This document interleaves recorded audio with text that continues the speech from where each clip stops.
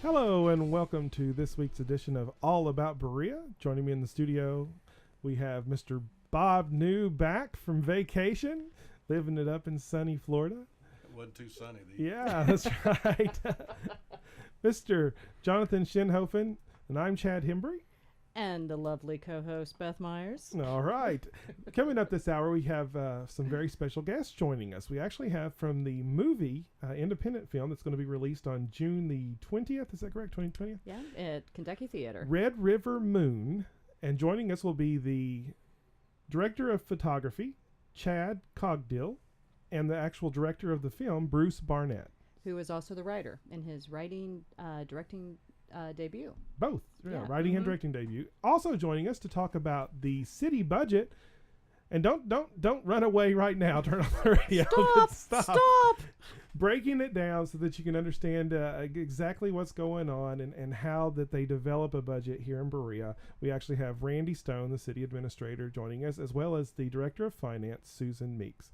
This is a very, very full hour, so we hope you hang on with us and got a lot of things to share with you. But before we get started with any guests, we're going to go straight over here to our director of news, our senior news editor, Miss Beth Meyers, with 4 things you should know.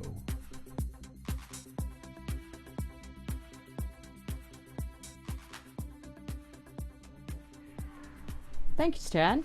So this is the 4 things you should know about Berea. First, a man was stabbed this past Monday on Peytontown Road when an attempted burglary turned dangerous. Police were called out to 205 Peytontown Road around 10:30 p.m. because of a burglary in progress. When they got there, they found resident Danny Ashcroft injured. Jason K. Blair, who was charged with burglary and assault for this, had an altercation with Ashcroft, which spilled outside. A woman, Pamela Horn, had been present at Ashcroft's home during the time of the break-in, and she actually fled the scene in Ashcroft's pickup truck while the two were fighting. She returned later and picked up Jason Blair. However, she ended up crashing less than a mile down the road. She was also charged with burglary, theft, and filing false police reports, and she was also put in the Madison County Detention Center because of unrelated charges from Rockcastle County. Blair, who received medical attention at the UK hospital, was charged with other unrelated charges. He was taken to the Fayette County Detention Center after being released. Ashcroft was actually taken to the Berea St. Joseph, but he was released later. A solicitation ordinance received its first reading on Tuesday when the Madison County Fiscal Court decided to take action regarding the concerns about panhandlers around dangerous highway intersections. Magistrates and the judge executive were especially worried about the Boonesboro exit off of I-75, where people have been camping out, they said, and soliciting money from drivers. The ordinance stated, which just had its first reading, that no person could remain in a public right-of-way or any public street, sidewalk, or highway for the purpose of soliciting money from drivers or passengers. Fines for this behavior could range from $25 to $500. Magistrate Roger Barger assured people that when they are asked to leave, they receive a list of resources and ways that they could get help. This past Monday, Growing Warriors, an organization in Berea that was formed a year ago, had a dedication for the community garden that's located behind the VA clinic. Growing Warriors is a program that works to train, assist, and equip veteran families with the skills and supplies necessary to grow high-quality produce for their families and communities. The founders of Growing Warriors also decided to include in this community garden dedication a dedication for Specialist Jameson Stevens. He was a veteran from Russell Springs who actually died several days before. So Jameson's family were present at the dedication, and they had planted flowers in a raised bed as a type of memorial for him. They had thought actually to include Specialist Stevens in the project before his untimely death. He was 24 years old. Mike Lewis, a local farmer, had the idea for Growing Warriors when he saw how his brother Fred, who served 9 tours in Afghanistan, reacted so positively to farming and gardening. Fred had actually come home with TBI, traumatic brain injury, after his 9th tour, or during his 9th tour. And that gave him idea that there was something going on with farming and veterans and putting them together. He worked with Tisha Weaver and Mark Walden to get the organization going. This coming Monday, June 17th, Berea Arts Council will be sponsoring a session on the Affordable Care Act and the creative community, a laid-back session. Susan Dunlap of Kentucky Health Cooperative will actually be coming to speak about the Affordable Care Act, and how it can benefit different people, such as freelance writers, self-employed artists.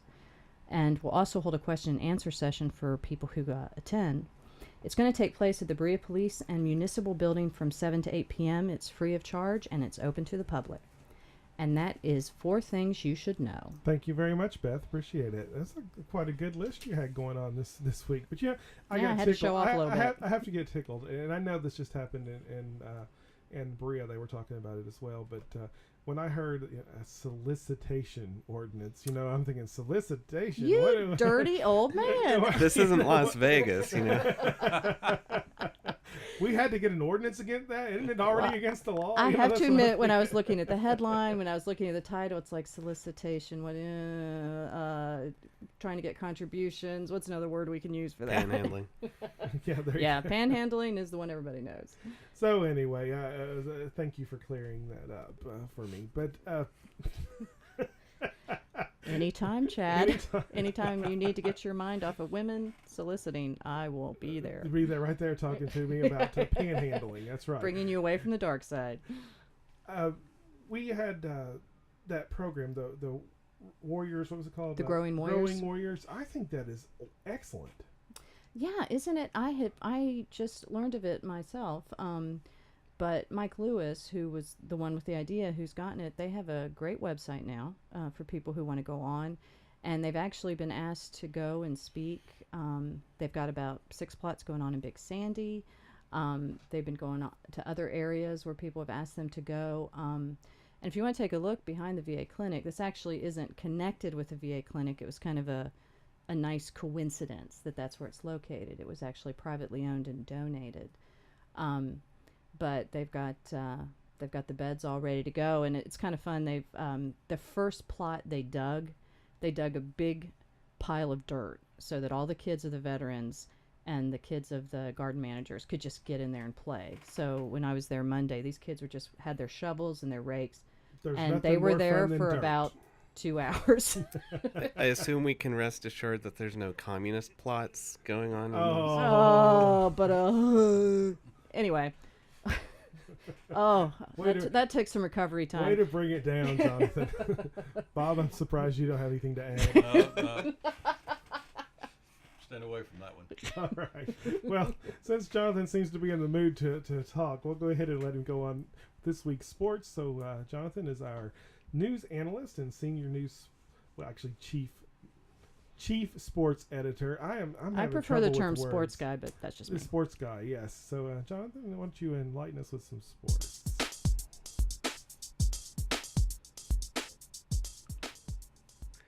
Thanks, Chad. Well, at this time of the summer, there's not a whole lot of high-profile sports going on, but there is a summer invitational tournament at Berea Community High School, June 20th to 22nd, and there's 17 teams here.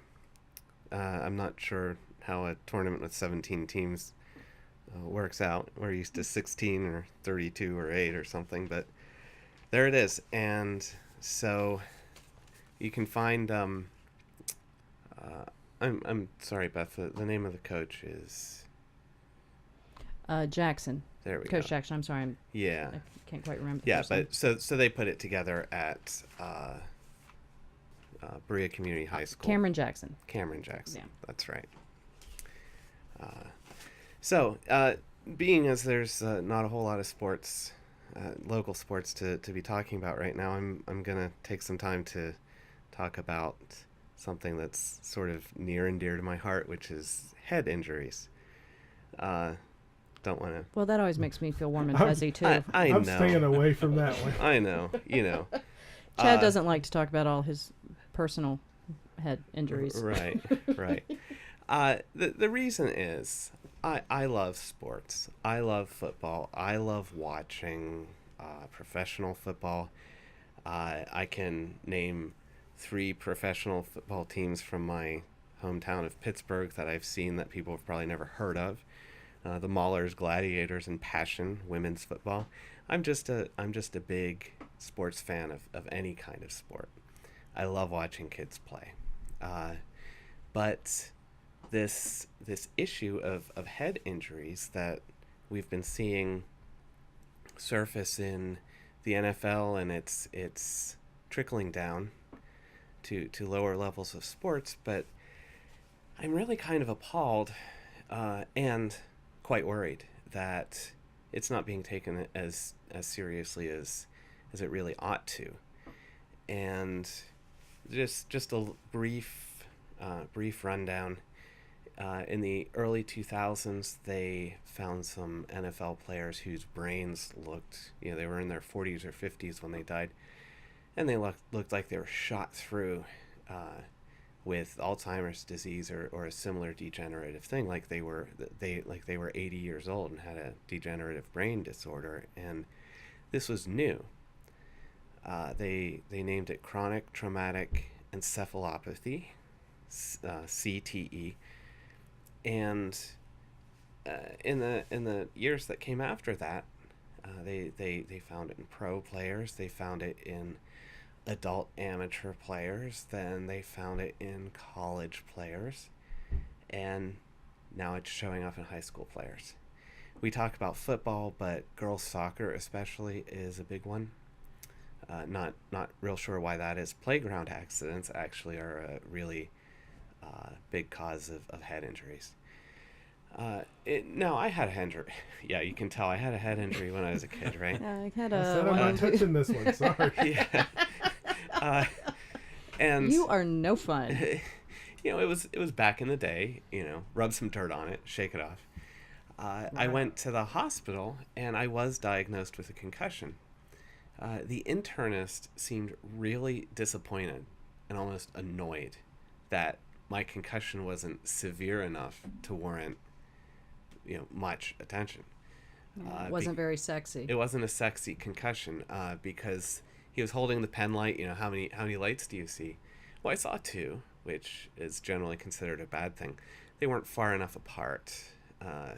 It wasn't like they were on different sides of the room. So he said, just take him home and make sure he doesn't aspirate on his vomit overnight. That's what they did. Maybe it's just me, but as a mom, that would actually worry me. Those instructions. But, yeah, that's what they did. Go home, wake him up every hour. If he doesn't respond, bring him back in. That's how they treated. It's not much different now, except for sometimes they'll try to keep you to do the same thing. Yeah. So, anyway, on Monday, a report came out from the Pediatrics, which is the Journal of the American Academy of Pediatrics. And this study really suggests something a lot more radical than most people have really even heard of. I've seen some high school players have concussions, both at Southern and at Berea Community. And when they talk about when the players can come back, well, we're gonna be missing so and so for. They're always talking in terms of weeks, right? 1 week, maybe 2 weeks, 3 weeks. They get evaluated. I mean, there's a process. That's not reckless. There is a process, but the study comes out, and it turns out that if the group of athletes or children actually. The group of children that they looked at, if their second concussion happened any sooner than 1 year out from the first concussion, took them three times as long to recover. That rate settled down at a year.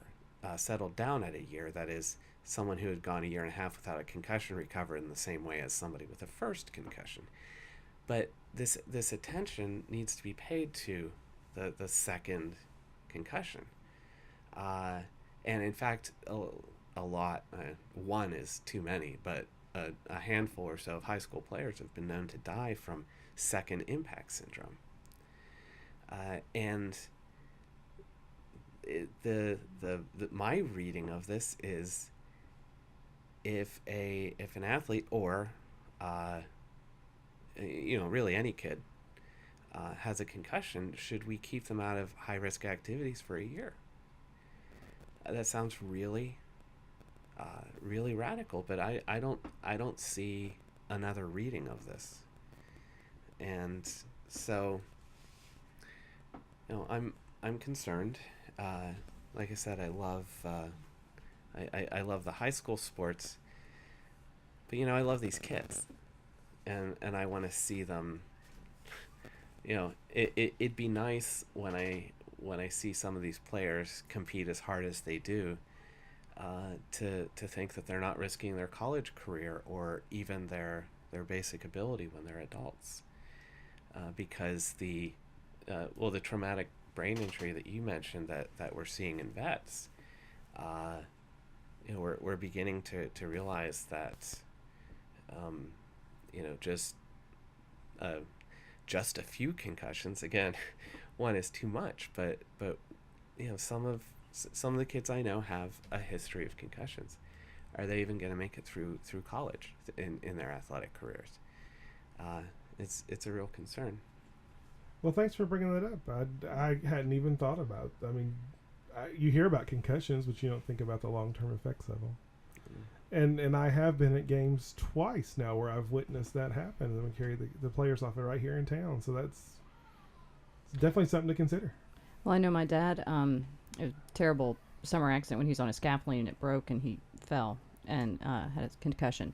But even now, 40 years later, he's got short-term memory issues. It's just the one has had long-term effects, like lifetime effects, really. Yeah, and this what I talked about was just the latest, but there was another groundbreaking study that showed cognitive decline just over the course of the season, with kids who were never diagnosed with a concussion. They were just offensive linemen. Well, once again, we're going to have to take a quick break here, but thanks again for bringing that up. You're listening to All About Berea. We're going to take a break. When we come back, we'll be with the director of photography and the director and writer of the film Red River Moon. You don't want to miss this.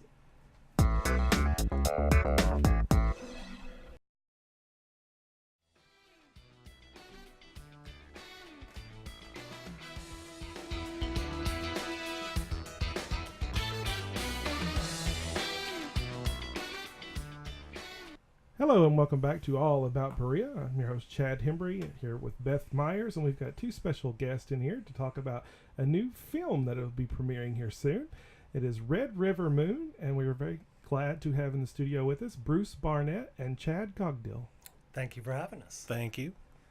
Well, I have to admit, I didn't even know about it until I read about it on my own website, BreaOnline.com. Well, it's always good to know that you read your website. That's right. Right. Staying connected to the community. It's also a great feeling for me to know that I don't write everything that goes on it. Right. The gatekeeper. That's right. Well, and of course, the reason we're having this on All About Berea is because there are Bereans involved with this project. Let's see. We have Maisie, who is Maisie Barrett. Does she have her father's name? Who's Mitch Barrett, who lives in Berea, was one of your starring actresses, right? She absolutely is. And let's see, and then who else? The other Berea connections are... Well, we have, we shot 2 scenes in Berea at different locations, and we have Trip Bratton, who also performs on the music score and is in the movie, and he teaches at Berea College. And Carla Gover, Maisie's mother, has a part in the movie and is music supervisor for the film as well. And friends of mine, Andrew and Bettina Gardner, lent their home to us for 3 days to shoot the kitchen scene, kitchen front room and front door scene. Well, and we should remark that Chad is not too far from us, being in the Richmond area. He's still in our county, so we'll count him. I'm on the exotic west side of the interstate. Right. We'll still partially count you. We'll have a Richmondite on our All About Berea radio it's a Berea station address. here. Right. We're not We'll take it. We'll take it. Affiliated. Hey, that's why you annex. We love it. We love Berea. So, tell us about how you first got involved with this movie, like as far as, because I think it's your first, right? Feature film. It's my directorial debut. Yeah, your directorial and writing debut, and writing is debut, that right? Yes, yeah. for a feature, yes, absolutely. So, how long have you been planning this, or when did you start I thinking wrote about the it? script in 2007, or the first draft, which there, of course, were many. And then we geared up production in 2010 and shot the film in the summer of 2010. And we've had a rather extensive post-production process. And now we're ready to premiere at the Kentucky Theater on June 20th, 7 p.m. All right, great. So just next Thursday. next Thursday night. Have at you the been looking calendars. at any festivals to enter this film into? or- Absolutely. There is a plethora of festivals coming and going all the time. So originally what we'll do now is we'll form a festival strategy of 15 to 20 festivals, mid-level festivals that are in festival submission part of their calendar, and see what happens with that. And then depending on the success we have from that, then we'll go up or down, and our submissions after that. Well, I do know that Orlando Film Festival Mhm. is open by the end of this month, so you would have time to get. That's one of the best ones in the nation. And then Sundance, the first, if you want to get away with the cheap price, Right. for Early submission, bird. early bird Yeah. special, you got to get that in quick too. But then next month it goes up quite a Right, bit. Yeah. right. I love the independent film market, and it is so neat, and I'm glad that there are more and more people getting involved into it. I think it's a fantastic form of entertainment. Certainly an explosion since the advent of digital home cameras. The creativity that can be found in that. Of course, there's a downside. You get a lot of junk too. Right. But we're more free than, say, the 70s filmmaker who had to totally rely on 16 millimeter and processing and availability of equipment. It was just impossible. So like Now- internet radio, the internet has just brought so much more to light in the last 15 years. Where you teach this, I mean, obviously that you have standards of of what you think, but I get so interested in how many people, one man's trash is another man's treasure, and Truly, how very much people so, will get yeah. really hung up on something. Oh, you got to watch this. You just got to see it. And I'm watching it. I'm like, oh, it's the angles are awful and the lighting's up, but they don't care. They're loving it. So Must have been a really great story. well, it makes you wonder. And it's sometimes. different strokes for different folks. Yeah. I mean, Obviously those things won't stand the test of time, No. but it's interesting how people can put things out so quick. We have a local kid here, and I say kid, well, he's adult now, and he became a student of Chad's. His name's Travis Turner, and he had me starring in one of his little films, which was really fun. I enjoyed coming up there and working with your students. But I'm gonna tell a story on him real quick, just so you can go back and use this on him. The first podcast that I heard him do was on Polar Pops. It was the Polar I love Pop it. podcast, and he would go around and he would do a whole show on Polar Pops and how awesome they were, and people, the entire And a lot of They are awesome. plosives. They are awesome. the entire high school, including the faculty, were watching these Polar Pop things like they were the best thing ever. Oh, wow. And it's just like short-lived little dynamic Yes, kind of yeah, thing. yeah, you Like gotta- little piece of stranded electricity that happens and it's great and it's gone. But anyway, let's get back to your film. Just give us a synopsis of the story. And well, I'll be happy to do that, but as probably pretty traditional for a director pre-premiere, I'm a little, hesitant to give away any spoiler good, alerts. that's fine. But it's about getting lost in the Red River Gorge, and it's about two young children getting lost in the Red River Gorge and the perils that they face, and also, but it's kind of dealing with the coexistence of the beauty of nature and the danger of nature, and that both are in abundance, and so they have to cope with that while being lost in the middle of the Red River Gorge. Now, Chad, you were the videographer, is that correct? Is that I was director of photography. director of photography? What kind of challenges did you have filming in the gorge? And Well, we were talking about this earlier, and over really the last couple of years, I think the greatest challenges were all natural. One, as a DP, you're thinking about how you're going to visually treat the material and how you're going to connect and communicate with the director and meet their goals.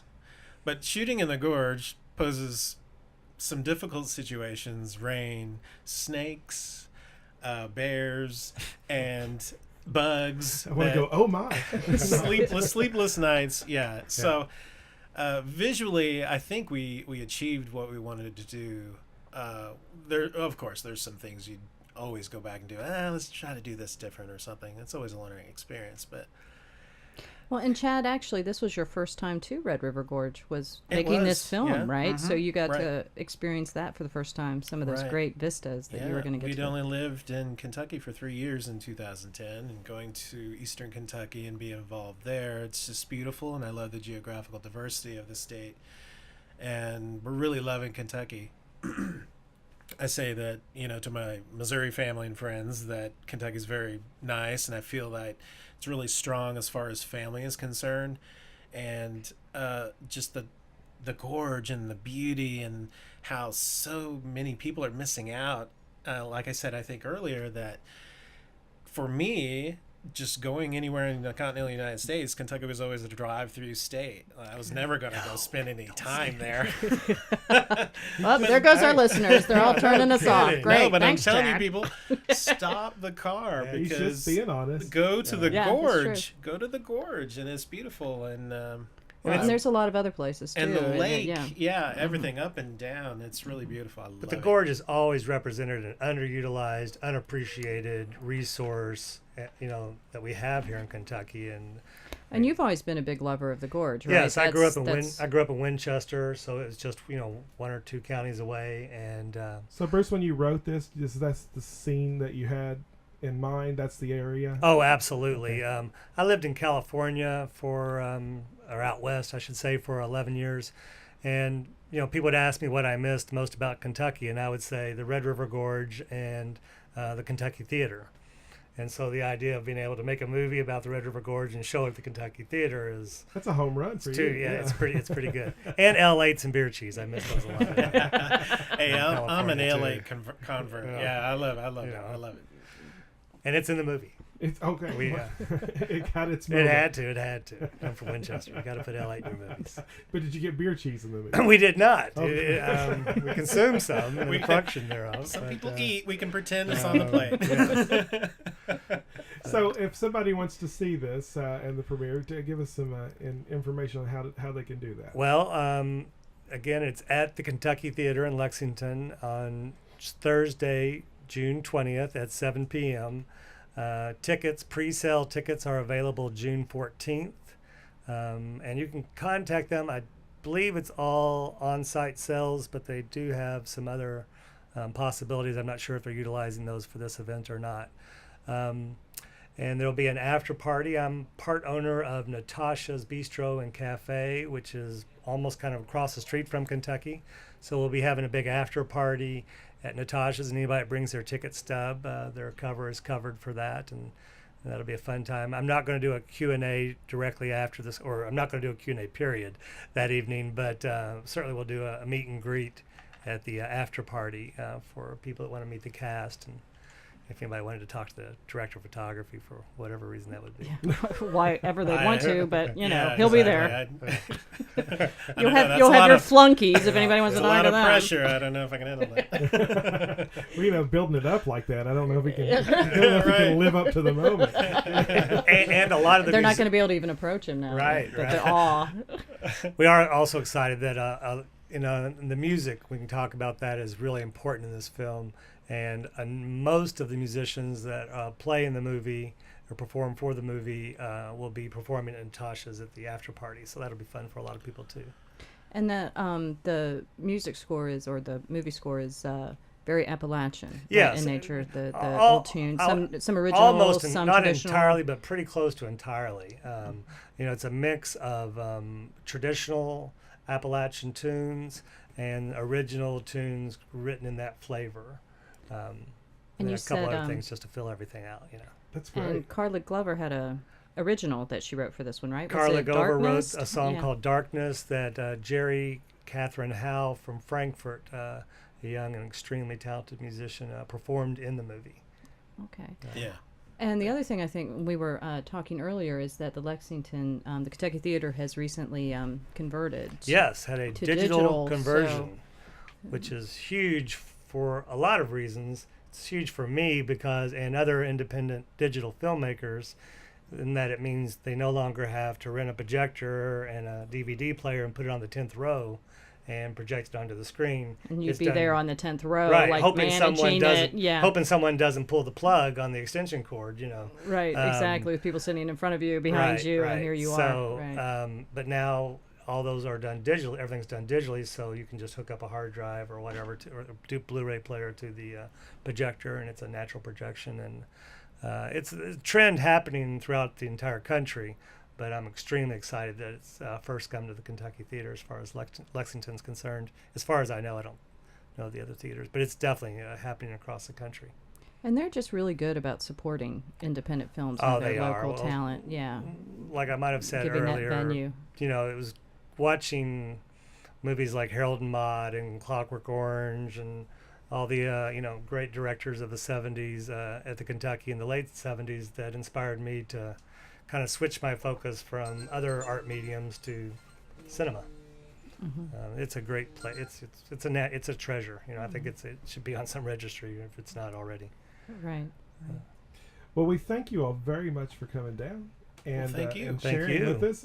We might want to talk to you again after the Oh, premiere. please do. Yeah, And any other especially as you projects start have shopping it going, around please, and seeing, please. yeah. Hopefully, I won't have rotten fruit all over my face. Now, go ahead and for Natasha's, isn't there a night that you can go up and watch film? Is that where? Well, I put in a micro cinema at the venue when I became an owner, and we have this Friday is a documentary on Gatewood Galbraith that'll be premiering Friday night, and so we don't have a regular like every Thursday or every other Thursday, but we're regularly premiering and showing independent film at Natasha's as well.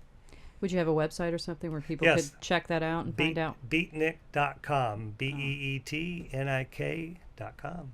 And is there a website for the movie as well? There is redrivermoon.org. Thank you. That's very easy Yeah. to remember. That's nice. Well, nice once it's again, available. thank you all for being here. Thank you for hosting us. We'll Yeah, I definitely get appreciate you it. back in. Well, we'd love it.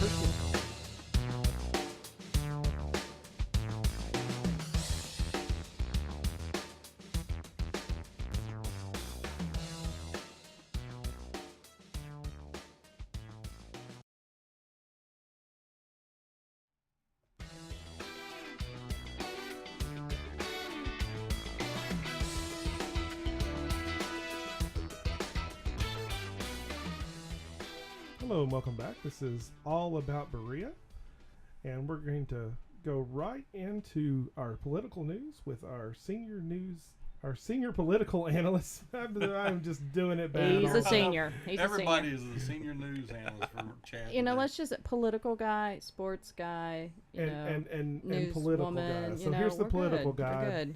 Bobo. This has kind of been a slow year. This is an off year for politics in Kentucky. There's no elections this year except for special elections. There's one coming up in Woodford County in 2 weeks for, I think it's the 56th District State Representative. Locally, though, and statewide, really, with next year, 2014, Mitch McConnell will be up for election. And, I mean, we're over a year away, and people are already talking about who his opponent is going to be. And it's everybody complains during election year that we hear so much and it gets saturated and it's getting earlier and earlier. But here it is. We're over a year away and people's already talking about it. We've seen ads on TV. The one thing that we have here in Madison County is everyone knows our sheriff, Jerry Combs, passed away. Kent Clark, our judge executive, was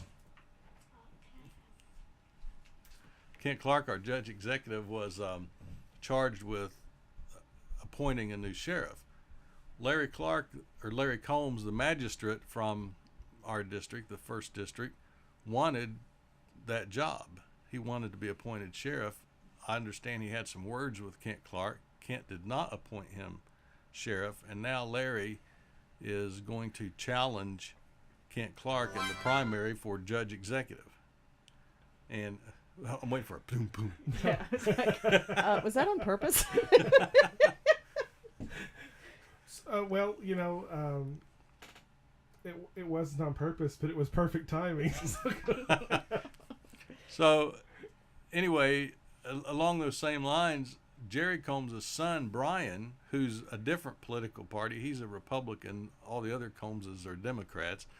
Brian is going to run for his uncle's magistrate seat on the Republican Party. I'm not sure if who's going to run for the Democrats for that thing yet, but I mean, here we are. It's already here, and there's all this posturing going on. Brian already has a Facebook page up for his campaign, and it's kind of like everybody complains, but here they are talking about it. So we'll see what happens. And Bob, I have a question. This might sound naive. I had heard the same thing with Larry Combs, but I was perplexed by that. That he would, with his experience, consider himself to be a logical choice for sheriff. Does he not have prior law enforcement experience? I thought he before he became magistrate. I can fix this problem real quick. We'll get him in here next week or Well, after, and he can answer the there you question go. himself. 'Cause Yeah, it just when I'd heard that, I was like, huh? Because of course Mike Coyle seemed to be the more, Well, just the logical yeah, next he was- step. he He was the was one who second in covered command, it yeah. when Jerry was in health reasons had to bow out for several months. Mike Coyle's the one who did the interim sheriff. So for me, it was like, well, of course. So yeah, I was just wondering I didn't know if you had any other information about that. no, that's all I have right now. And I was also surprised he'd even want to have the sheriff position, but instead of magistrate. But I am who knows? too. I think It pays better. does. Yeah. Well, yeah. Well, it does. I mean, that's You have to put in a few more hours, though. I think. Maybe we get Chad Hembree to run for that magistrate. no, thank you. I'm happy where I'm at. I think there's going to be enough attention on that magistrate seat, because I think there's been a lot of people waiting, saying, if Larry ever steps down, I like him, but if he ever steps down, I might run for that position. Well, then you're going to see these people come out of the woodwork, I'm afraid. Yeah, and I think he's going to have to make his decision because, he can't run for both. They're both up on at the same time. So he can't hold on to his magistrate seat and then run for judge executive. I've also heard that Ronnie Terrell had some interest in the magistrate seat as well. I don't know if you've heard anything about that, Bob. That name also came up this week. I tell you, last week when I was in Florida, it was kind of nice being away because I didn't know anything that was going on up here. So you deliberately went unplugged, And, right? Kinda. Yeah. With my mom and dad, there is no totally unplugged because they have Fox News on 24/7. So Well, then I'd say you're still somewhat plugged. yeah. Berea's not exactly on Fox News all the Well, time. I know. It was kind of nice getting away, but I did get a phone call from some politicians last week while I was in Florida. I'm like, well, I can't do anything about that now because I'm, and then Chad called me or texted me to do the radio show. Yeah, it's like, Bob, why aren't you here? And he's like, I'm in Florida. I thought, idiot, I should have known that.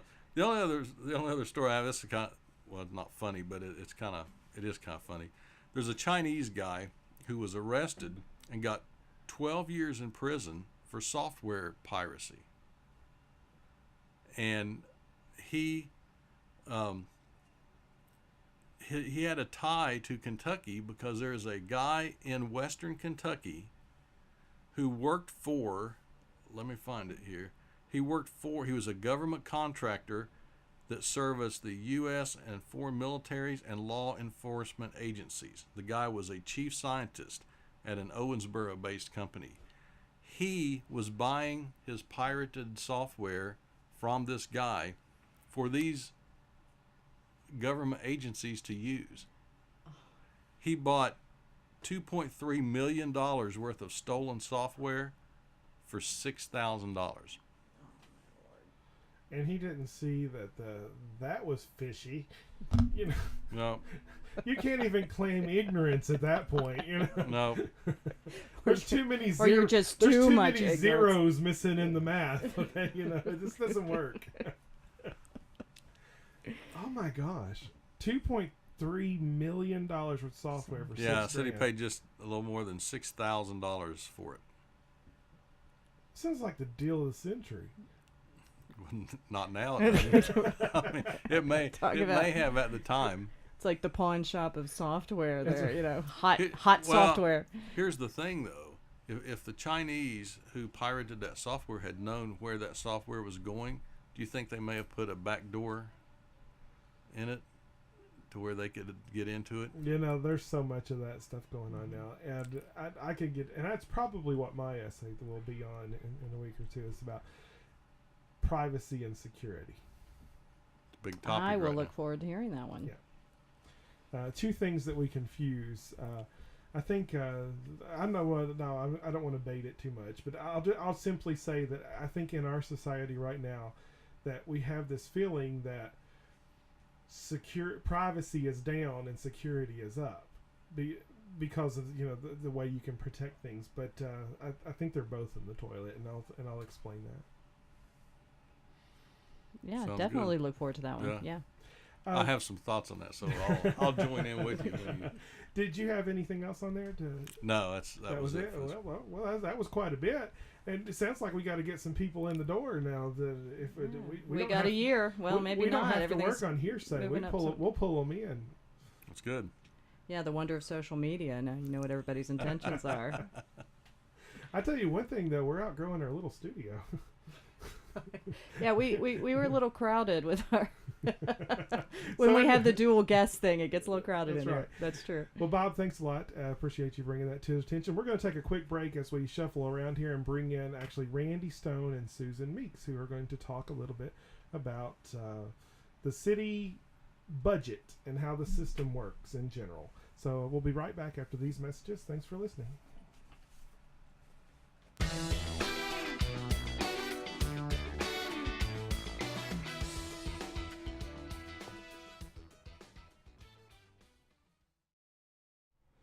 Hello and welcome back.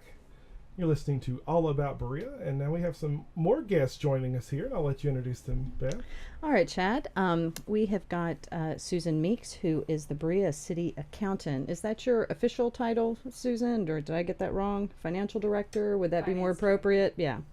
And then Randy Stone, our City Administrator. And I invited them here. Right now they're going through the process of the budget for Berea for next year, which, let's see, we've gone through the first reading, right, at the City Council, and so then on the next City Council meeting will be the actual approval. So this is always kind of a complicated process, so I thought we'd invite him in and ask him a little bit about how that works. Fantastic. Well, I'm going to let you lead on your interview here then. But also joining us back in the studio, Jonathan Schinhofen and Bob New have snuck back in here, so we actually have a very full house at the moment. And we promised they wouldn't get attacked or That's- grilled. First of all, and for either one of you who wants to answer, are we looking at any changes for this next year? Anything noticeable for people of Berea with how the city budget's going to go? Well, we have made at least 2 changes to our budget for this year. One of the things that many city governments and municipalities have talked about over the past amount of years going back is a rainy day fund.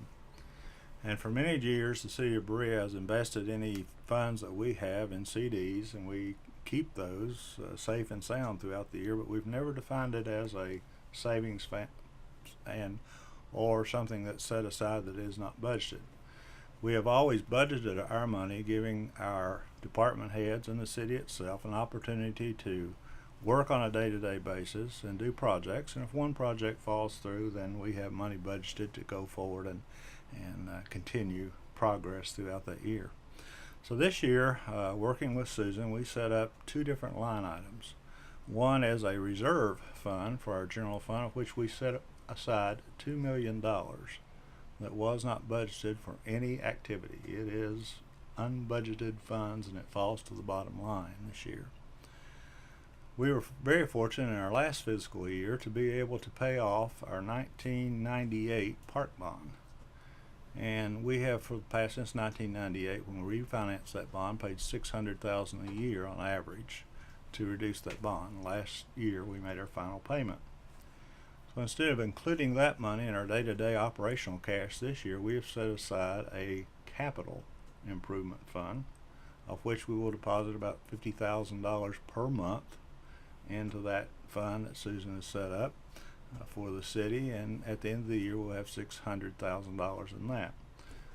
So the way we budgeted that this year, if you look at our budget, you will see our beginning fund balance. You will see the reserve fund of $2 million come out, subtracted from that opening balance of $6 million, and then you'll see the $600,000 was taken out, leaving us $3.4 million of available funds for budgeting out of our ending fund balance from past fiscal year. And from my understanding, even though you said about 3.4 million is what you've budgeted for next year, but that doesn't even necessarily mean that will all get spent. It's just that's what's been included in your working budget. Because again, you have projects that happen, projects that don't. There are things that municipal accounting is something that's an animal of its own. One of the things that I try to do in assembling the budget and working with our department heads is try to give us the flexibility to do our jobs. And so you're correct. We underestimate our revenue because our largest income source is our occupational license fees, which is based on jobs in Berea and largely based upon our manufacturing industries. So we only budget about 80% of that potential income, giving us some revenue to work with throughout the year. And then also we many times overestimate our expenditures, and we do work daily to make sure that we stay within budget or well below budget. And many times the overestimation of our expenditures really is revealed on projects and things that we don't get done or things that fall through. So there's a lot of flexibility in our budget, but we make sure that we show ourselves physically strong throughout the year. Well, and we even had, was it 08 or when there was a situation where the occupational license fee, I think the factory left, and then basically what was estimated revenue did drop at that point.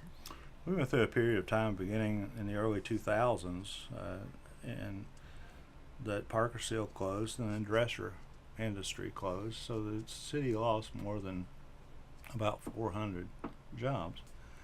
That hurt our revenues. And then we began to work with our council, and in 2008 we were able to present a package that showed that if we continued up the pace that we were on without additional revenues, supporting the same activities that we were supporting through our general fund dollars, that within 5 years we were going to run out of money. So that brings us to the 2008 tax package, when the insurance premium tax was leveraged. See, it was the property tax. Property tax was raised from 3 cents per 100 to 10 cents, and then also we placed the restaurant tax. There were a number of budget cuts that were made during that time. Now, I have a friend of mine that says we were great prognosticators because none of us knew when we passed that the economy was going to crash. And it did. Not very much longer. Not right? very much longer, just within the next year in 2009 and 10. So those things that the council in 2008 had the fortitude to pass is what has put this city on a very even and substantial fiscal set of policies. And I think as far as industry's concerned, I think it was at the last city council meeting, Randy, you were talking about how, I mean, we're still, the majority of our revenue is still dependent, but it has gotten a little bit more balanced. I think, what was it, 55%? Do I have that figure about right? Is coming from industry. Because I know it's the first time I'd ever heard that. Okay, maybe that might be moving in the right direction as far as more diversification of income. We have studied.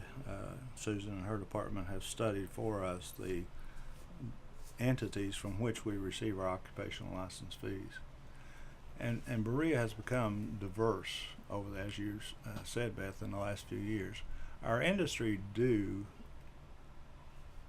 produce a large portion, but we have to realize that we're a large educational facility. We're not just looking at Berea College, but the Madison County school system, the Berea Community Schools, some of our private schools that we have in town. That is one of our larger sources of revenue for the city as far as the occupational license fee. Not to single out entities, but the hospital and those jobs that's related to our hospital is a good revenue source for the city. So we're not 110% reliant on our industrial jobs. Now, we're so thankful for them, and they're the largest base that we have, but we do have some diversity in our income. Well, I think it was you that one time early in my looking into budgets and things, you were talking about you don't really want to be in a situation where a lot of cities are, where it's not even that losing a factory would hurt you, but losing one shift in one factory would hurt you. Well, one of the things that we always say, 1 hour of work lost in Berea is some money lost to the city. So any job that's lost, but you're right, we would have to cut back. There would be areas that we have to look at. That's the reason we don't. Let's use for an example our occupational license fee, since it's easier. We last year audited in receipts of occupational license fees $5.4 million, and this year we budgeted 4.8, leaving ourselves about $5 million in. We hope, and we will, gain that in excess next year. That's one of the reasons why when we hear our auditor's report, much different from what we actually have anticipated in our budget and actual figures. So we're not dependent on one entity. Yes, sir. Yeah, you can tell those of us who aren't so much in the know, for the common person, what is an occupational license fee? The occupational license fee is the legal term for a tax on your hourly wage. Payroll tax. Right, payroll It's tax. the city tax on your payroll. Right. Got it. Yeah, we should. Yeah, We should we're define not. that. It's not. Well, again, that's KRS language, is occupational license fees. So. Yeah. Well, I Yeah. just wanted to open this up if Jonathan or Bob had any questions.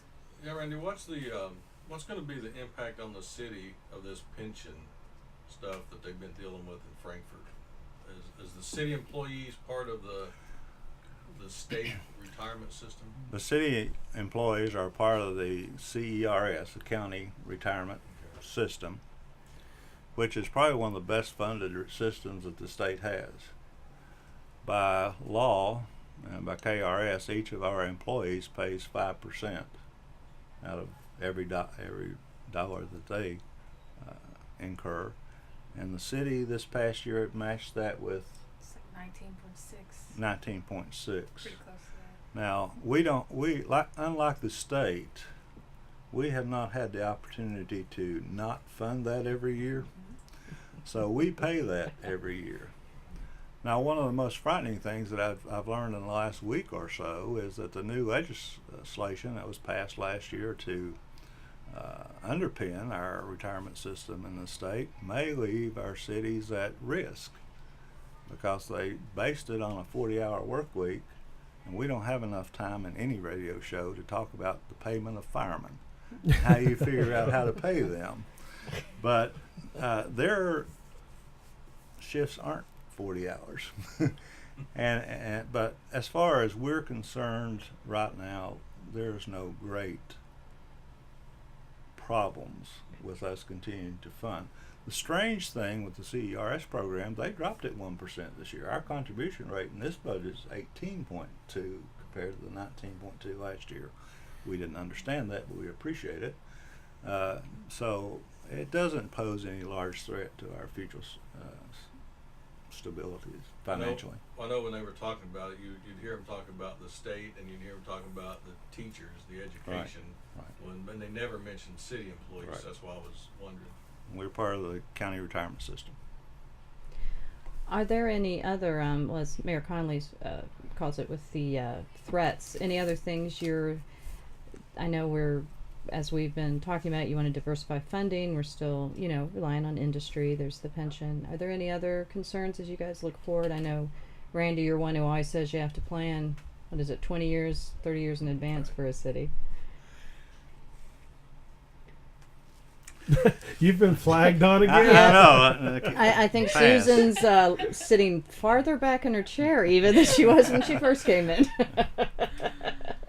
Let me take one moment to say one thing about the budget. And Oh, sure, go ahead. our staff and Susan Meeks and her team are excellent, and everyone takes their job so very serious. So that's the reason that our budgets are very precise, and they work. The threats to our budget always is the collection of revenues. We passed the insurance premium tax. One of the things I've seen that we tend to look at, the more foreclosures you get in the city in this day's economy, we're not collecting, or no one's paying insurance on their homes. There are a number of people who are shopping those types of insurance, probably we all are, to get lower rates. So our income on those line items, the occupational license fees, aren't always constant. The most constant one you have is your property tax, and that's the lowest amount of money that we receive every year as far as one particular line item. I'm sorry. Oh, I was just going to ask if the unsold homes had an impact on that, or... Unsold homes in the city of Berea, or in any city, does have an impact. First of all, there's no revenues collected as far as the property tax until they're sold. We're not collecting any revenue as far as the insurance premium tax is concerned. We have a list of over 50 homes that we ourselves have to maintain the property. Cutting those properties and keeping them very presentable in various neighborhoods in town. So it is a burden on the city. Now we do attach liens to those property, and once they're sold, we try to collect all the unpaid taxes and maintenance on those items. But it's becoming a larger and larger job for us here in town. I got tickled. Bob's over here flagging me down, because they can hear the kids in the background. I was like, I just like to Just make live. it is live. I was like, let's go. well, if I could just make a public announcement here that this is actually Chad's child who's making all the noise. Mine are always very quiet, so I mean, not that there's anything about that's a problem, Chad. I just want to be known that is Chad's son. I'll just let that go. With your quiet little angels. I know. They get so corrupted by yours. Thank you all so much for coming down here and talking to us. We're just trying to get some more information out about what a budget is and what it's about. Because sometimes we get asked questions that you're like, that doesn't have anything really to do with what the city does. So maybe we need to explain to you, how the whole process works. Or Well, we have about 30-step line item of how the budget actually is put together, which may be a boring hour of time, but it's something that we could share, and we appreciate both Susan and I the opportunity to come. Chad and Beth to be a part of this. Can we get a copy of the 30 steps and put it up when we post the site? And that's something additional they could look at. Sure you can. All right, we'll do that. That way you don't have to. And it is. I mean, city accounting. I know when I worked for a nonprofit and I got into nonprofit accounting, I started realizing how much my personal experience couldn't be translated. I mean, it's a very sometimes anti-intuitive thing. So, yeah, I think all the education we can get about it, the better. All I know is I let Beth do the checkbook, so. and I let Susan do ours at the city. So. Susan's like, just let me. Well, is there anything else anyone wanted to ask to this round? We're going to have him back pretty soon over at something else, I'm sure. But about budget we'll stuff anyway. Susan, you got anything to add? You've been very quiet. Your hair looks very nice, by the way. Thank you. Yeah, we thought we might not have Susan tonight because of a hair appointment, which I was skeptical about, but she assured me it was It's perfectly very legitimate, true, see? and it does look very nice. So My goodness. we're assured. The only thing that I would add is that it's not a lot different than personal finances. You bring home a paycheck and you know what you have to pay to pay your bills and to mow your yard, and you have some projects that you want to do, and the new reserves that we've set up, that's your just like your personal savings account, and you're saving that for an emergency in case you don't have a paycheck come in. Or in you're case your setting car it breaks aside, down, or or you're setting it aside to buy the new car. It's really similar. If you break it down to those easy terms, that's exactly what the city does when we budget. We look at how much money we think we're going to have coming in and what we want to accomplish over the year, and then try to put some back at the end of the year if we can, and plan for the future. Real quick, we hired Susan about 3 years ago, and about 6 months into her tenure with us, she came into my office and she said, "You know what I was afraid of with this job?" And I said, "What's that?" And she said, "That I'd get totally bored." Oh. I don't think she's been bored yet. I haven't, no. And Susan, you actually, am I correct in thinking you came in the middle of a audit, right? So I you did, kind of pretty jumped close. You jumped right into the fires. Yeah, it was. Came in I seem to about remember 3 weeks Randy after the end of looking the year. as stressed as he ever looks at that time when he was looking for a new assistant, which is about the most stressed I've ever seen him, and this is when he was trying to hire a new one. So I'm sure he's very happy to have gotten you. So. Well, once again, thanks for being here, and we'll have you back soon. Thank you. Yeah, thank you. We'll be right back after these messages.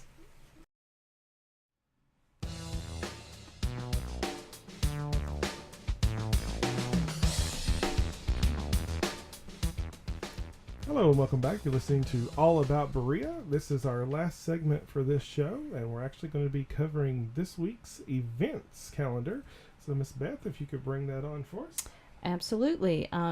This will be a Friday to Thursday calendar going from June 14th to June 20th. So, Friday, June 14th, we're going to have the Aqua Zumba, this partnership between Parks and Rec and Old Kentucky RV Park and Campground. That's going to take place at 10 a.m. on this Friday for 45 minutes. It's free to the public, all ages welcome. You can call Parks and Rec for details. That night at the Kirksville Community Center, there's going to be a Josh Logan concert and dance at 7. Admission is $5, under 12 free. You can call 328-3030 to find out more information. Saturday, June 15th, Hospice Care Plus is going to have a volunteer training from 9 to 4. This will be at their Compassionate Care Center in Richmond. If you can give them a call there if you're interested in participating in that. They're always looking for volunteers. Gospel singing that night at 6:30, Newby Union Church. This features the Webb family, Jerry Rose and Friends, and Teresa Rodas on piano.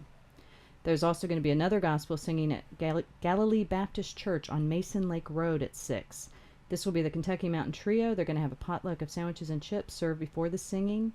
If you need transportation for that gospel singing, call 986-8816. On Sunday, June 16th, there is going to be a Cope family reunion at Berea Memorial Park from 10 a.m. till dark. Lunch will be at 1 a.m. Family and friends are welcome. They're asked you to bring a lawn chair and covered dish. Monday, June 17th. As per usual, their weekly one-on-one computer help at the Madison County Public Library in Berea. For technology advice or help, they have a drop-by time of 9 to 1 p.m.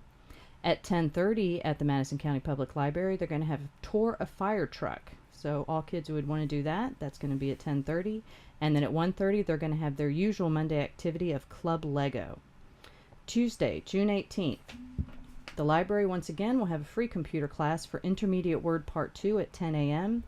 This is one of several free computer classes they have every month. Madison County Public Library in Berea. You need to register for that class, though there is no cost. 986-7112. That afternoon, kids will want to make sure to hit the Owsley Fork Farm Petting Zoo. They're going to have miniature donkeys and horses, llamas, and alpacas. So once again, that'll be 2 o'clock on Tuesday, June 18th at the Madison County Public Library in Berea. At the Acton Folk Center, they're going to have the Music Time for Children from birth to 5 years. This is a regular program that's done by Parks and Rec. 10:30 a.m. Parks and Rec is partnering with Friskies. You can call 387-3449 to sign up. Arts and Crafts at 6:30 p.m. that night at the Old Kentucky RV Park and Campground. It's for all ages, free and open to the public. Another partnership between the city and the Old Kentucky Park Ground. You can call Parks and Rec for more information. Wednesday, June 19th, the Hospice Care Plus has a grief support group that's ongoing right now, and that'll be, I believe, their second one on Wednesday. You can join at any time. It's going to be at the Trinity Church at Richmond on the bypass. There's no need to pre-register. This particular grief support group will be every Wednesday until June 26th, so you can call Nora or Jackie at 986-1500. Craft Mania will take place at the Madison County Public Library in Berea, a regular Wednesday event at 10 a.m. and also at 1:30 p.m. and 4 p.m. Also, from Wednesday to Saturday, June 19th to June 22nd, there's going to be a Vacation Bible School at Galilee Baptist Church on Mason Lake Road. It'll be from 6:30 to 8:30 p.m. on those evenings. They're going to have a commencement service on Sunday at 6:30 p.m. For transportation, call 302-1581 or 248-4409. And finally, on Thursday, June 20th, Madison County Public Library will have their monthly Forever Young Adult Book Club at 6:30 p.m. Their selection for June is the book Crank by Ellen Copkins. Copies are available at the circulation desk. Music time once again, 10:30 a.m. at the County Library, Songs, Moving, and Dance. And then that afternoon, the Public Library will be presenting the Wacky Cowboy Magic Show, presented by Mark Woods. And that is it for the calendar of events. Well, two things in there stood out for me. One is that Kentucky Mountain Trio. They're good. Really? I didn't recognize the name. Yeah, so. we've had them at the Spoonbread Festival before. Okay. They're good. So if you get a chance to go hear them, that is well worth it. And, I've heard that hospice organization is pretty good, that Hospice Care Plus. Yeah, their IT services tend to be pretty poor, but I think in all other areas they do well.